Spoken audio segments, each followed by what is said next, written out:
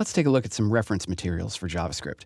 These will be mostly online reference materials, but the whole point is to avoid making big holes in the wall by banging your head into things, and also not just typing everything into your favorite search engine.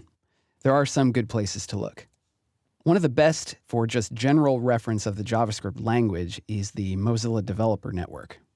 Here's a link, which is current as of the time I'm recording this course, to where you can find all of their JavaScript reference materials.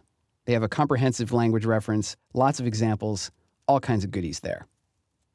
Another reference that I've found really helpful is a book by Douglas Crockford called JavaScript: The Good Parts.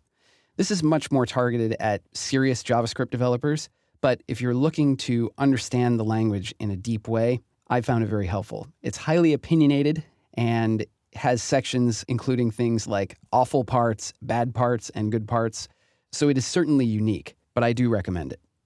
Apple has a website called Developer Tools for Safari, and they keep moving it, so I'm not going to give you a URL here, but just type it into your search engine and you'll find it.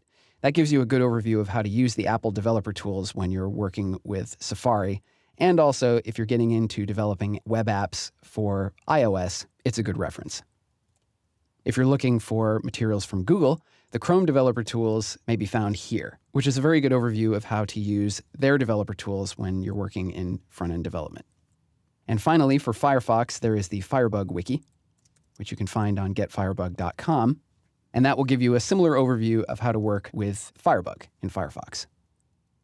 And finally, quirksmode.org, which is a website that includes a lot of different compatibility tables and different kinds of information for what is supported in what browser.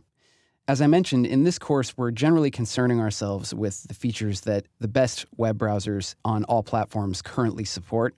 We're not so much concerned with backwards compatibility, but there are still differences here and there. And especially if you're working in backwards compatibility with older versions of Internet Explorer or just other older platforms, Quirks Mode is a very good place to look to get help with those things. And it doesn't just apply to JavaScript. It has CSS compatibility and lots of other resources. So definitely check that out.